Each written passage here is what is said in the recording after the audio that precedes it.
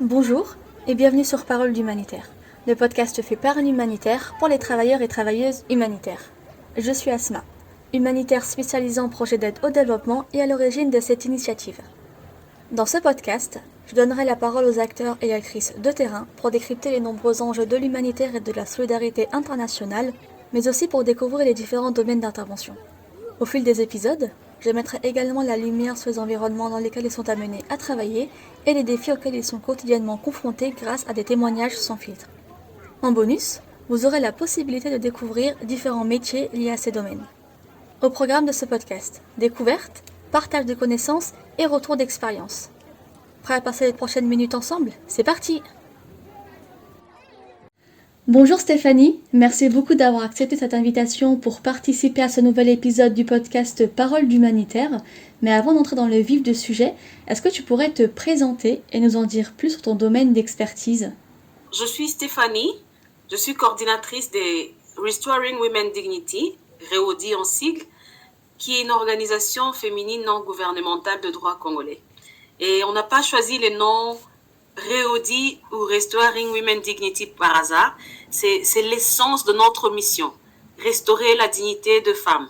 Et nous ne nous focalisons pas seulement sur la femme, mais nous voulons restaurer aussi la dignité de toute une communauté qui a tout perdu.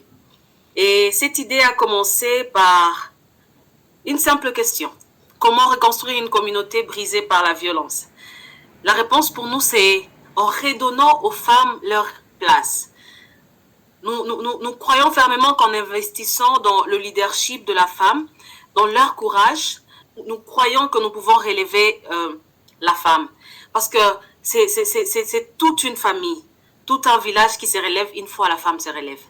Et Restoring Women Dignity se propose de transformer des vies à tout le niveau. Notre mission est de promouvoir la cohésion sociale, l'éducation multisectorielle, la protection des droits humains et la réalisation des actions socio-économiques. Et la vision que nous avons en tant qu'une organisation, c'est de créer un monde dans lequel la dignité des femmes est restaurée. Parmi les domaines d'expertise que nous avons, je peux citer le droit, la paix et les droits humains. Nous nous focalisons dans la résolution de conflits et la cohabitation pacifique, la défense des droits de femmes et des enfants. Nous nous focalisons aussi dans la protection des droits de la femme, des enfants et la lutte contre les violences sexuelles et basées sur le genre. Et là, nous faisons de prise en charge de victimes et des survivantes, ainsi que les personnes affectées par ces violences. Et nous nous focalisons aussi sur l'égalité des genres, ainsi que le leadership féminin. Nous sommes aussi dans l'éducation, où nous faisons tout pour que les enfants puissent avoir accès à l'éducation de qualité. Et nous faisons aussi des prises en charge et encadrement des enfants non accompagnés et victimes ou qui ont été affectés par le conflit armé. En bref, c'est ça. Merci beaucoup Stéphanie pour cette présentation. Et maintenant, pour rentrer dans le vif du sujet, de ton expérience, quels sont les effets les plus fréquents de la violence armée sur les populations civiles et quelles catégories de personnes sont les plus vulnérables ? Les effets de la violence armée sont dévastateurs et c'est un chaos où la violence détruit tout. Les familles sont détruites par la violence, les foyers et la dignité des gens est perdue. Nous avons des déplacements massifs qui sont des populations qui sont causées par cette fréquence de violences armées et ces gens fuient sans rien qu'avec la peur au ventre. Et nous avons souvent, ces gens expérimentent de violations de leurs droits tels que de viols, de meurtres, des enlèvements, les recrutements des enfants dans les groupes armés. Ces personnes perdent tout. Ils perdent leur maison, ils perdent leurs moyens de subsistance et la violence armée entraîne vraiment une crise économique sans précédent. Et bien sûr, je n'aimerais pas oublier à mentionner les traumatismes psychologiques et cela cause aux personnes qui subissent tout ça. Et pour mentionner les catégories les plus vulnérables, je citerai les femmes, je vais citer les femmes, les filles, les enfants, les handicapés, ainsi que les personnes de troisième âge, les personnes âgées. D'accord. Et les femmes et les filles sont souvent la cible de violences sexuelles et basées sur le genre et sont utilisées comme... Parce que les groupes armés utilisent la violence sexuelle comme une arme de guerre. Et souvent, dans la plupart des cas, vous allez voir que les femmes sont celles qui surviennent aux besoins de la famille. Une fois que la femme qui était comme celle qui subvient aux besoins, une fois elle a tout perdu, et certaines femmes se retrouvent contraintes à des mécanismes d'adaptation. Certaines se lancent dans la prostitution. Elles prennent des risques. Et ceci les expose à plus de violence et à l'exploitation. Et en parlant de violences sexuelles, la semaine passée, quand on a eu à passer un appel avec toi, j'étais avec 100 femmes. J'étais avec 100 femmes que je formais en groupe de 50. Je n'ai pas été capable de comprendre comment, devant moi, je peux avoir 50 femmes qui ont toutes été victimes de violences sexuelles. On a eu à avoir de femmes dans des formations, mais pas toutes étaient victimes de violences. On pouvait avoir une dizaine, une vingtaine, mais ces 2 dernières semaines, 50 femmes qui disent « j'ai été violée ». Et comment ont-elles été violées? En allant chercher à manger, en allant dans les champs. Elles rencontrent de bandits qui abusent d'elles, d'autres dont le bandit rencontre dans les maisons. C'est pas loin de là où je suis, c'est dans ma ville, dans la ville de Goma, dans les périphéries. Et elles disent, ok, on dormait et les bandits ont fait incursion dans notre maison. Ils nous ont demandé de l'argent et les téléphones. On n'en avait pas. Et ils ont abusé de moi. Devant mon mari, devant mes enfants. Et c'est pas une qui les dit. Elles ne les disent pas par plaisir. Pourtant, prononcer et dire que j'ai été victime de violences sexuelles, c'est quelque chose qui est vraiment lourd. Mais en essayant de gagner leur confiance, puisque la formation était au fait chercher à guérir leur traumatisme. Chercher à guérir leur traumatisme, elles ont pu comprendre que c'est très important de pouvoir parler, d'exprimer leur douleur. Et là, ça m'a fait tellement mal de voir comment les gens sont en train de souffrir tellement à ce niveau. Et vous imaginez quelqu'un qui a subi des viols, le mari l'abandonne, et c'est tout. Elle est abandonnée, le mari part parce que il a vécu ça. C'est une honte, sa femme a été abusée devant lui sans qu'il ne puisse faire quoi que ce soit. Et deux fois, de ces abus, des bébés naissent. Et il y avait une dans le groupe, pas une, mais je pense 4. Elles avaient des bébés de moins de 2 ou 3 semaines dans leurs bras. Et elle me dit, quand je regarde ces bébés, j'ai envie de lui faire du mal. J'ai envie de l'étrangler parce que je ne sais même pas c'est qui son père. Ils étaient nombreux quand ils ont abusé de moi. Je ne savais pas quoi faire. Et l'enfant est né. Mon mari s'en est allé. Il est parti.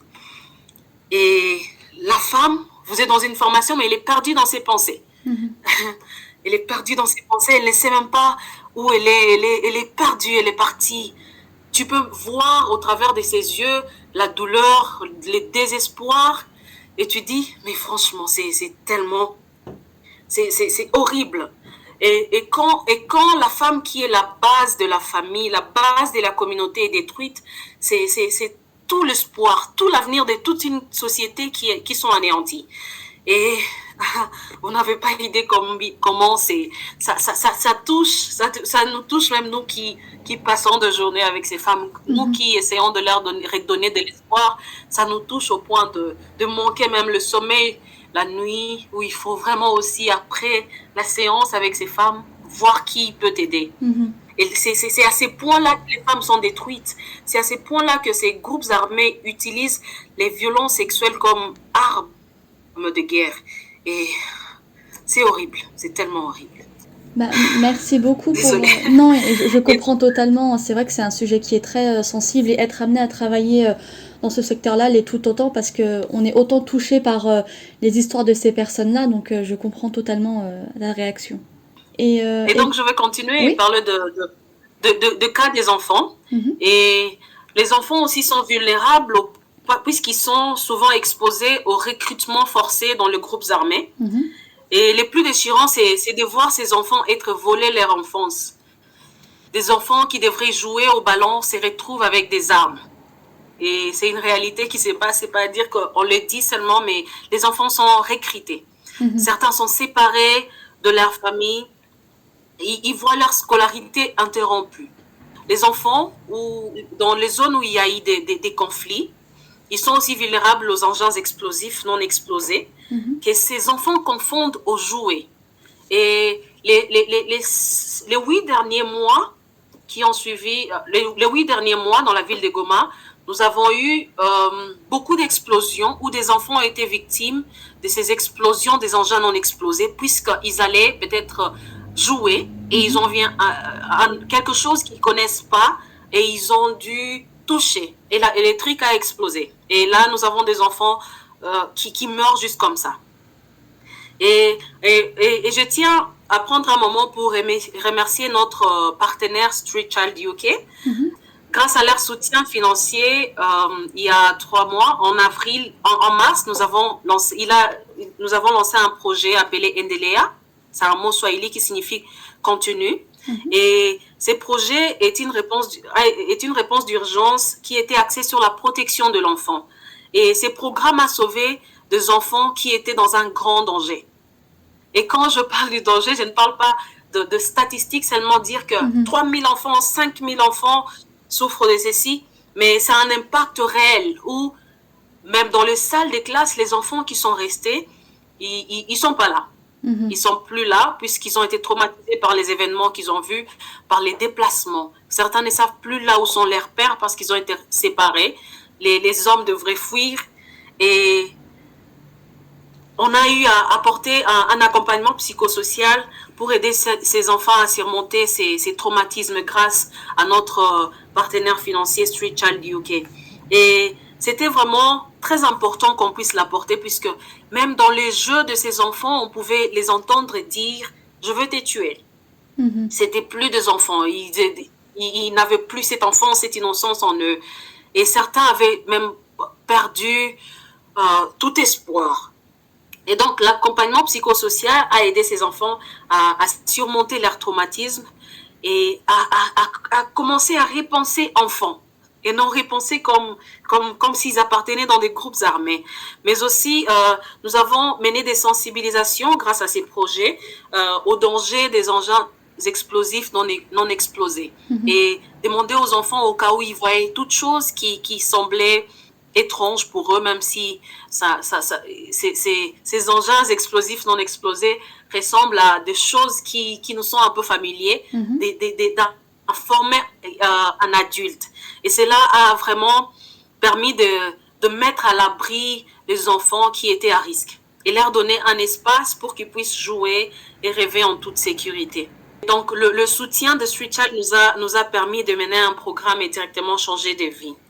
Et les dernières personnes que j'aimerais mentionner comme étant le plus vulnérables, ce sont les personnes de 3e âge ainsi que les handicapés qui rencontrent des difficultés de se déplacer et de fuir les zones de conflit et qui sont souvent laissés derrière sans assistance.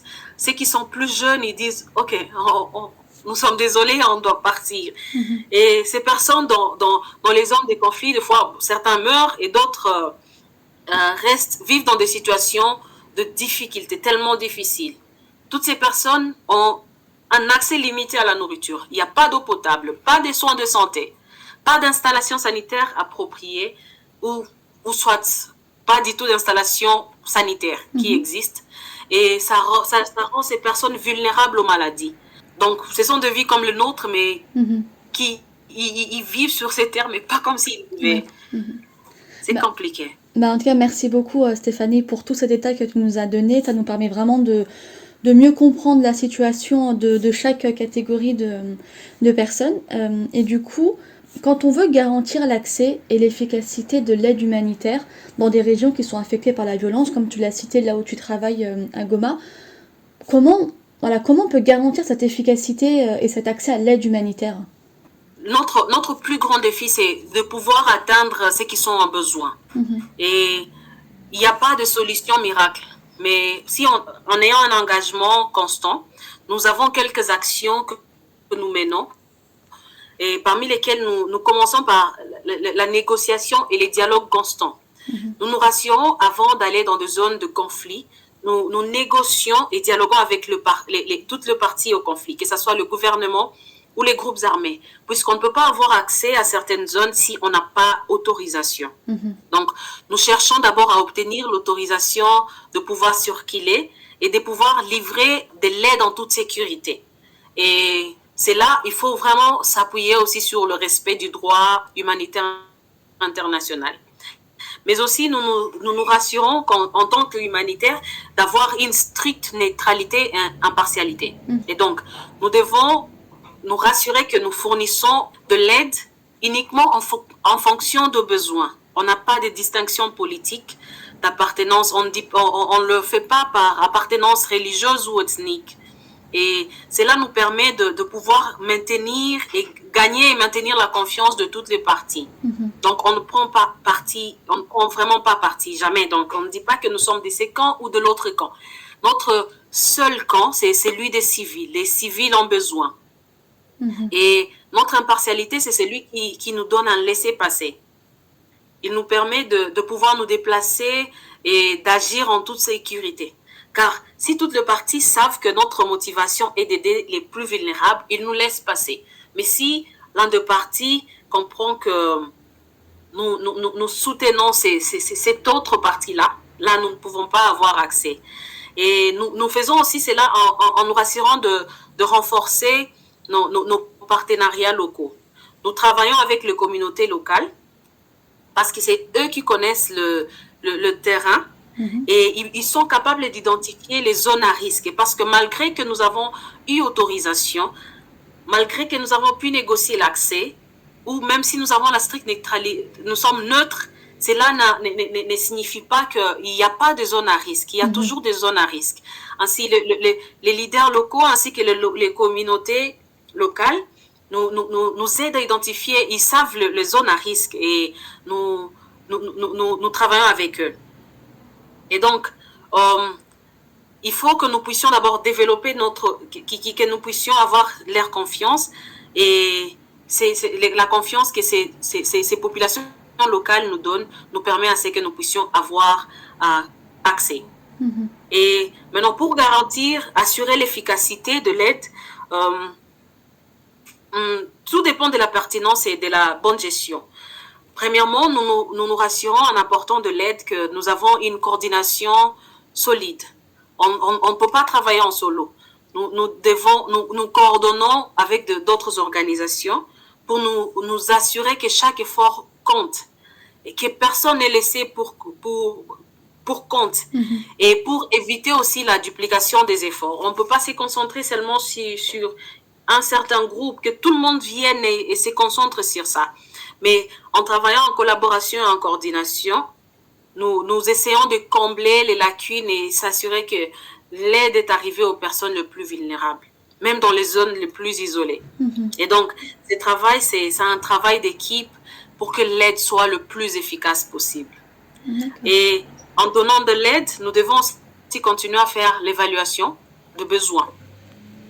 Nous devons comprendre et quels sont les besoins réels de la population et rendre nos programmes flexibles et s'adapter facilement à la situation qui peut évoluer constamment. Et nous rendons l'aide plus efficace quand nous rendons les communautés aussi actrices.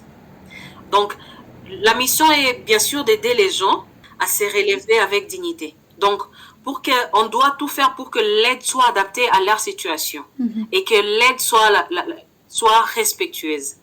C'est ce qui fait la différence entre une simple assistance et un véritable soutien. Merci beaucoup encore une fois pour toutes ces explications, Stéphanie, très pertinentes d'ailleurs. Et du coup, pour parler un peu plus là de la question des humanitaires, notamment du coup de ton travail, comment vous pouvez garantir votre sécurité et aussi votre neutralité, comme tu as pu aussi l'aborder un peu juste avant, pour intervenir efficacement auprès des populations touchées sans être perçu comme une partie prenante ou comme le soutien d'un camp. La question, c'est de savoir comment rester neutre dans un contexte de conflit. Et c'est pas un manque de conviction, parce que des fois, il y a ces choses-là que c'est difficile de consommer. Mais au contraire, c'est pas un manque de conviction, en fait. C'est au fait le choix le plus difficile. C'est le choix le plus difficile, rester neutre. Pour nous, les humanitaires, la neutralité, c'est une nécessité. C'est la seule façon qui peut te faire accepter par toutes les parties qui sont au conflit. Et d'avoir la possibilité d'intervenir auprès des populations dans le besoin. C'est ce qui nous donne la force, car la neutralité nous donne le droit d'être partout où on a besoin de nous. En arrivant, par exemple, dans une zone divisée par 2 groupes, on ne demande pas tu es de quel côté, tu es de quel groupe ethnique. On se concentre plutôt sur le besoin. On donne de la nourriture, on dit cette femme, ça c'est une mère, elle a faim. Ça c'est un vieil homme, il est seul et cet enfant est malade. Donc on ne demande pas d'où vous venez. Et c'est ce qu'on appelle l'impartialité en action. En étant neutre, on se rassure de ne pas prendre position telle que je l'ai dit. Et je peux bien mentionner que c'est moralement difficile de le faire. Mais c'est le seul moyen qui peut le seul moyen d'assurer que notre travail est fait de manière juste et équitable. Oui. Donc, il y a des moments où on a envie de crier notre indignation. Mais quand on voit des choses horribles, on a envie de dénoncer. Mais si on le fait, on sera vu comme des ennemis. Et la prochaine fois, on ne pourra plus revenir pour aider les civils. Donc, la neutralité, c'est se taire pour mieux agir. Et pour garantir notre sécurité et notre neutralité, nous, en tant qu'acteurs humanitaires, nous appuyons sur les principes fondamentaux des actions concrètes. C'est la seule façon d'être accepté par ces parties et de pouvoir intervenir. C'est donc ça. Intervenir auprès des populations dans le besoin, c'est ce qui est notre priorité. Maintenant, nous, en tant qu'humanitaires, nous devons aussi garantir la sécurité de notre personnel, mais aussi de nos bénéficiaires. Tel que je l'ai dit, nous devons négocier l'accès et les conditions d'intervention. Avant de mettre le pied dans une zone à risque, nous passons des heures de négociation. Nous allons à gauche, à droite, qui est chargé de ceci, de cela, et nous demandons de l'autorisation. Nous parlons à tout le monde, nous parlons à tous les côtés. Ces gens sont des ennemis et d'autres, mais nous devons leur parler. Des fois, on est obligé d'aller parler à ceux qui nous font tellement peur pour obtenir un simple laissez-passer. Et le but, c'est quoi? C'est aller chercher les gens qui souffrent. Nous nous assurons d'abord que nous avons obtenu des garanties de sécurité. Donc, on ne peut pas aller dans une zone si nous n'avons pas été autorisés par ceux qui contrôlent la zone. Donc, le départ, d'un côté ou un autre, nous devons d'abord avoir la garantie de sécurité. Mais aussi, nous assurons d'avoir une approche de sécurité rigoureuse. Et cela inclut de protocoles de sécurité stricts. Par exemple, nous devons éviter des zones de combat, des zones en plein combat. Quand il y a la guerre en plein combat, on ne doit pas y aller. Et les déplacements se font souvent en convoi. Et nous avons des systèmes d'alerte qui ont été mis en place. Parce que la sécurité de notre personnel est vraiment une priorité absolue. Donc, un plan détaillé de sécurité est mis en place. Et s'il faut une évacuation et une communication, elle est faite. Une évacuation d'urgence doit intervenir, elle est faite. Donc, les déplacements, nous avons des règles de déplacement très strictes, telles que pas de déplacement de nuit. Nous avons des aires sécu où il y a des zones on ne peut pas aller dans des zones à telle heure, on ne peut pas quitter des zones après telles heures. Donc, nous utilisons des routes sécurisées et avons obligatoirement une communication de notre itinéraire. C'est donc ça. Encore une fois, merci beaucoup pour toutes ces précisions, Stéphanie. Et pour rester sur le sujet de la violence armée, même si on sait voilà, que la réduction de la violence armée est une question politique, comment les humanitaires s'adaptent-ils à des contextes de violence extrême, comme tu as pu le citer juste avant, ou comme, voilà, et c'est le cas de la zone où tu interviens actuellement. Du coup, comment ils s'adaptent à ces contextes de violence extrême pour maintenir leurs actions, mais aussi protéger les civils? Étant humanitaire, on ne peut pas arrêter la guerre. La guerre, la violence armée, c'est une question politique et ça nous dépasse, nous, en tant qu'humanitaires. Notre rôle, n'est pas de faire la paix, mais d'être là où les gens ont besoin, d'être là où les gens sont en train de subir les conséquences de cette guerre. Mm-hmm. Et pour nous, être humanitaire, c'est décider de ne pas baisser les bras. Alors nous, on s'adapte. Mm-hmm. Souvent, je dis, les humanitaires ne se battent pas avec les armes, ils se battent pour apporter de l'aide. Mm-hmm. Et la première des choses que nous devons faire, je l'ai mentionné plusieurs fois, c'est gagner la confiance des communautés et de toutes les parties au conflit. Et pour cela, notre meilleure arme, je l'ai dit encore, c'est la neutralité. On ne prend jamais parti, on ne se range pas derrière un camp. La priorité pour nous, c'est aider ceux qui sont en besoin, sans distinction. Et cela demande beaucoup de courage, mais cela est notre seule chance d'accéder aux victimes. Maintenant, quand il y a des conflits, on doit s'adapter pour survivre. Sur le terrain, la sécurité est notre priorité absolue. On ne peut pas aider les gens si on ne se protège pas nous-mêmes. Mm-hmm. Alors, on met en place des mesures très, très concrètes. On ne se déplace jamais de nuit, je l'ai dit plusieurs mm-hmm. fois. Donc, on doit se rassurer qu'il y ait une communication. On s'appuie sur une connaissance fine du terrain. Où est-ce qu'il y a maintenant, où est-ce que les combats ont éclaté, dans quelle zone est-ce que les combats ont éclaté. Mm-hmm. Si nous avons une intervention dans cette zone-là, peut-on d'abord l'interrompre? Donc, on est en contact permanent avec les communautés pour que nous puissions comprendre en temps réel les zones où il y a vraiment le danger. Mm-hmm. Mais la violence ne nous arrête pas. Elle ne nous arrête pas. Après que le combat prenne fin, mm-hmm. on est obligé d'être encore plus créatif. Oui. On est prudent, bien sûr, en tant qu'humain, mais on ne peut pas tout changer. Mais on peut être la lumière dans l'obscurité. Donc, on fait les petits gestes. On est juste à chaque fois aux aguets. On intervient, il y a une trêve, on peut intervenir. À quel niveau peut-on intervenir? Et c'est comme ça que nous faisons. On ne laisse pas la violence nous arrêter. D'accord.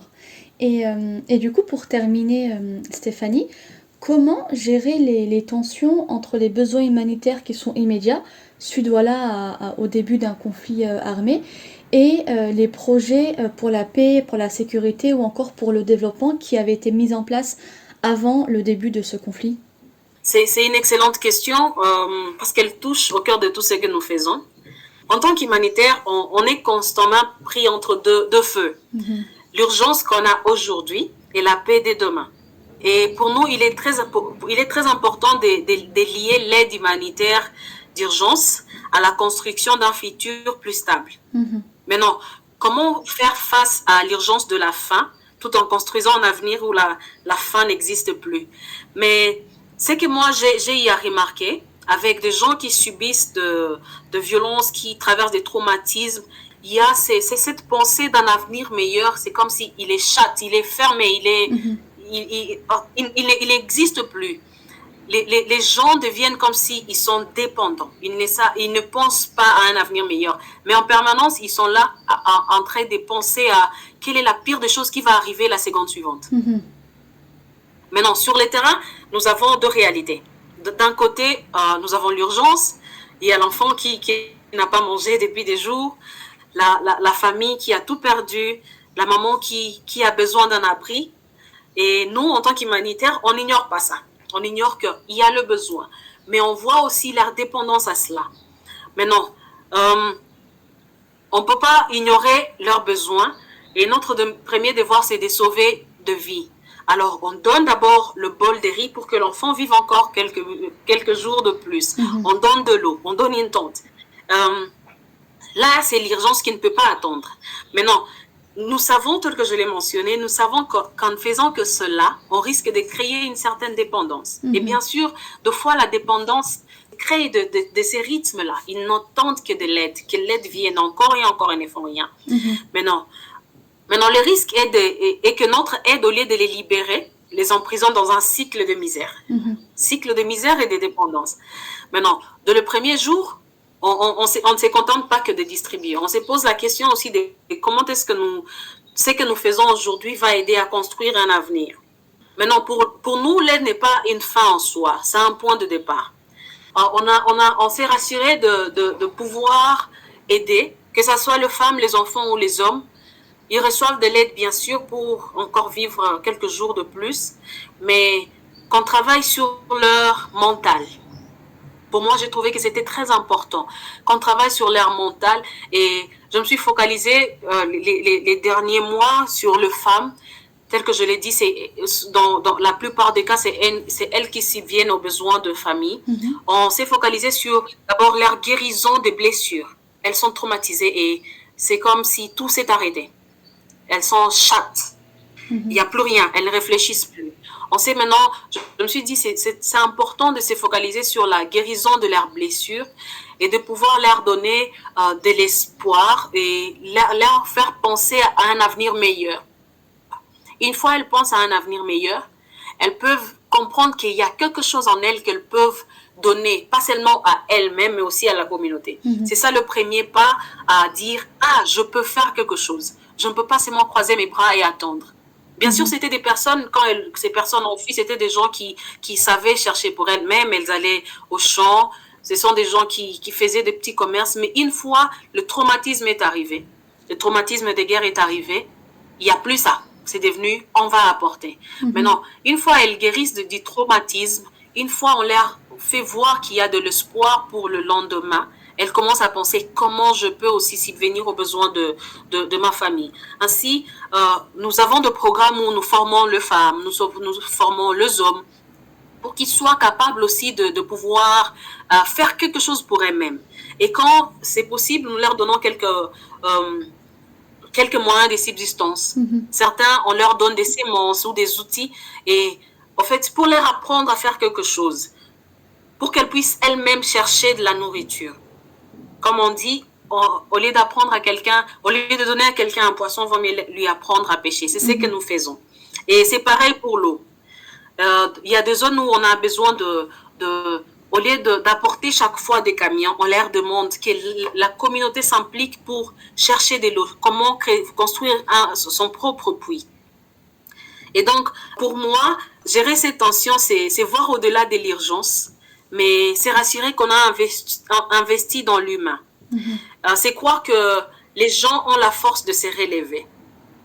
Donc, notre rôle en tant qu'humanitaire est de leur donner tout ce qu'ils ont besoin comme outils, en commençant bien sûr par la guérison du traumatisme. Je martèle toujours par ça. Les traumatisés ne pensent pas au lendemain. Et donc, on leur offre cette guérison, et après, on leur donne tous les outils dont ils peuvent avoir besoin pour qu'ils puissent accomplir quelque chose. Donc, cette démarche va au-delà de la simple assistance. C'est une démarche qui redonne de la dignité et de l'espoir et un avenir. Stéphanie, merci beaucoup encore une fois pour toutes ces informations.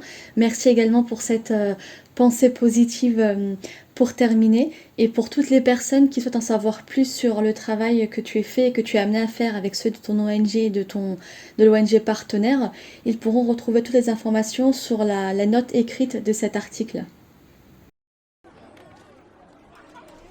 Merci à vous d'avoir écouté ce podcast jusqu'au bout. S'il vous a plu, rendez-vous sur les différentes plateformes d'écoute, ainsi que sur le site Parole d'Humanitaire pour en découvrir d'autres, et n'hésitez pas à soutenir cette initiative en la partageant autour de vous. Retrouvez l'ensemble des notes de ce podcast sous forme d'articles sur Parole d'Humanitaire. Pour aller plus loin, si vous souhaitez en savoir plus sur l'invité de cet épisode, n'hésitez pas à consulter les liens mis en avant dans l'article. On se donne rendez-vous au prochain épisode. Belle journée à vous où que vous soyez.